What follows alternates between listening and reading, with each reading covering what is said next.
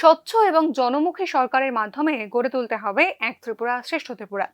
এই মনোভাব নিয়ে 2 বছর আগে মুখ্যমন্ত্রী পদে শপথ নিয়েছিলেন ডক্টর মানিক সাহা। সময় বিচারে 2 বছর তেমন কিছুই নয়, কিন্তু তার সরকারের আন্তরিকতাতেই মুখ্যমন্ত্রী মানিক সাহা প্রমাণ করেছেন, যদি মানুষের জন্য কাজ করার ইচ্ছে থাকে তবে উন্নয়নের গতি সর্বদাই গতিশীল। মুখ্যমন্ত্রী মানিক সাহার 2 বছর পূর্তি উপলক্ষে বুধবার রাজধানীর উমা মহেশ্বরী মন্দিরে পুজো দেন বড়দোয়ালি মণ্ডলের নেতাকর্মীরা। উপস্থিত ছিলেন কর্পোরেটর ও মণ্ডল সভাপতি সহ বিজেপি সমর্থকরা। মুখ্যমন্ত্রীর মার্গদর্শনে আগামী দিনে মানুষের স্বার্থে উন্নয়নমুখী কর্মকাণ্ড জারি থাকবে বলেই জানান বড়দোয়ালি মণ্ডলের সভাপতি।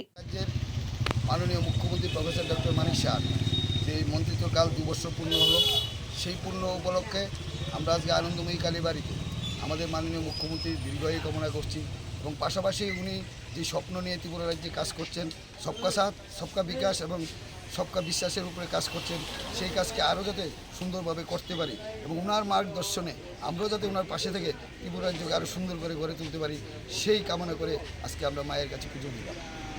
মুখ্যমন্ত্রী ও রাজ্যবাসীর সার্বিক মঙ্গল কামনা করে মায়ের কাছে প্রার্থনা করেন বিজেপি নেতৃত্বরা। বহুবার মুখ্যমন্ত্রী মানিক সাহা বলেছেন, তার সরকার মানুষের সরকার। আগামী দিনেও স্বচ্ছ ও গতিশীল প্রশাসনের মাধ্যমে উন্নয়নের ডাবল ইঞ্জিন যে সমস্ত বাধাকে দূরে ঠেলে জোরালো গতিতে চলবে 2 বছর, তা স্পষ্টভাবে প্রমাণ করেছেন রাজ্যের মুখ্যমন্ত্রী Manik Saha. Bureau report, news নাও।